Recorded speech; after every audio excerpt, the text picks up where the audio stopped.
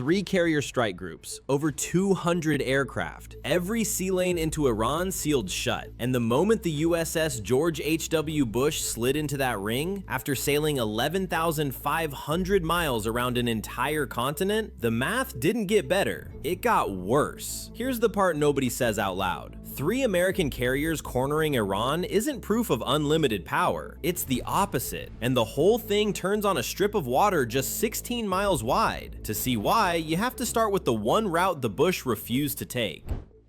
The fast way from Norfolk to the Red Sea runs through the Mediterranean and down the Suez Canal, about 6,000 miles. The Bush skipped it, and the reason is sitting right at the bottom of that route. Bab el-Mandeb, a strait barely 16 miles wide at its narrowest. Djibouti on one side, Yemen on the other, and that Yemeni coast is the whole problem. From those hills, Houthi forces have fired anti-ship ballistic missiles past 240 nautical miles, cruise missiles reaching 430, drone boats, and one-way attack drones, all hunting the biggest radar signature on the ocean, a supercarrier. Ballistic, cruise, surface, air, 4 ways to die, all inside that narrow gap.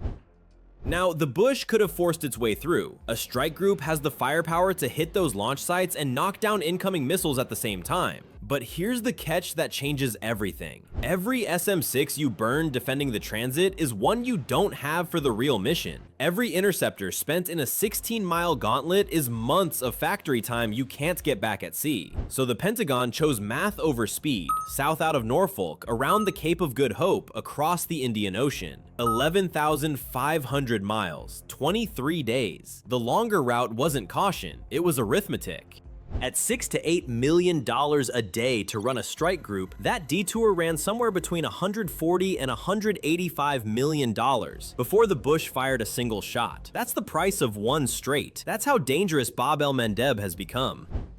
But 3 carriers was never really about the numbers, it was about geometry. And to see it, look at what Iran's air defense was doing before the Bush arrived. Iran's integrated air defense was watching 2 threat directions, just 2. Scan volume stayed tight, response times quick, firing solutions clean. A manageable problem, right up until the geometry changed. Carrier Air Wing 7 worked the southeast, the Gerald R. Ford held the west out of the Red Sea, the Abraham Lincoln owned the south through the Gulf of Oman, and the Bush opened a 3rd axis from the Indian Ocean. The whole radar picture broke. Scan volume had to stretch, processors had to track more at once, and in the gap between scan cycles, the milliseconds a network gives up when it's pushed past its limit, Air Wing 7 found the blind spots. That's the flaw geometry creates. Not a missing sensor, but an overloaded one. Here's the physics. A modern surface-to-air system needs roughly 3 to 5 seconds from first radar track to a valid shot. Add 2 seconds of processing lag from the overload, and a Super Hornet at Mach 0.9 has already moved 4 nautical miles outside the envelope. The blind spot isn't a hole in coverage, it's a hole in time. And you cannot patch a hole in time with more radar. And here's the next thing Iran couldn't solve. The Bush never stops moving. No anchor, no fixed position, no track you can predict. By the time a satellite catches its wake, the carrier's already gone. Pulling that off takes an entire machine behind it. Carrier Strike Group 10. Start with the USNS Arctic, a fast supply ship that pulls alongside at sea. Both ships at 12 knots, 150 feet apart, pumping thousands of gallons of jet fuel an hour, plus ammo and parts. That's an underway replenishment. It's how a 90,000-ton warship keeps no fixed address for anyone to aim at. No port, no schedule, no address. Just a floating city that refuses to hold still. Then the shield. USS Mason runs air and missile defense for the group. Its Aegis system stacks the threats. SM-6 for ballistic shots at the edge of space, SM-2 for saturation waves, and CIWS as the last mechanical wall before anything touches the deck. Ross and Donald Cook stretch the radar bubble wider and add more missile cells. Layer on layer, each ring thinning the wave before it reaches the next. And this is where most people relax, because there's a laser.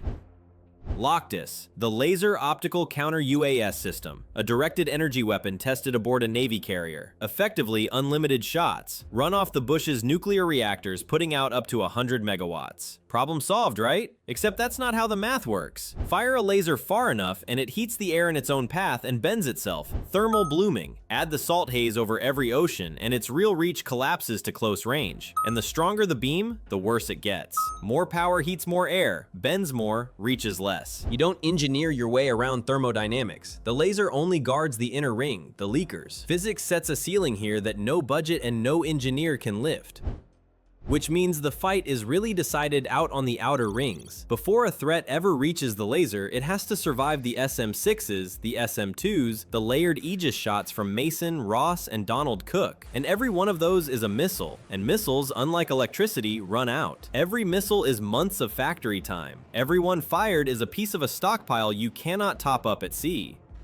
Reporting suggests roughly half the combined THAAD and Patriot interceptor inventory has already been spent in this conflict. Tomahawks around 30%. Replenishment at current production rates? 1 to 4 years. Those are not numbers a planner wants to read in the middle of a shooting war, and the laser doesn't buy back a single SM-6 already gone. The question was never whether the tech works, it does. The question is how long before the outer rings run dry. So step back and look at the whole board. The geometry is sound. The logistics are holding. The laser covers the inner ring. By every tactical measure, this is dominance. And that's the exact moment the real problem shows its face. The Abraham Lincoln was pulled from the Indo-Pacific in January. The Bush came off the Atlantic. Both reserves, Pacific and Atlantic, are now committed to one theater. There's no third carrier waiting to be called. The rotation behind them is empty. There is no next carrier to send. And other people are counting. Beijing is watching. Moscow is watching. The Taiwan Strait has one fewer strike group near it than a year ago. Every SM-6 fired in the Arabian Sea is one not covering the approaches to Taiwan. The noose around Tehran is geometrically flawless, but the same geography that tightens on Iran opens a gap somewhere else. A perfect win in one ocean gets paid for in every other. 3 carriers, 1 noose, and nothing held in reserve behind them. You cannot be everywhere at once. No navy in history ever could.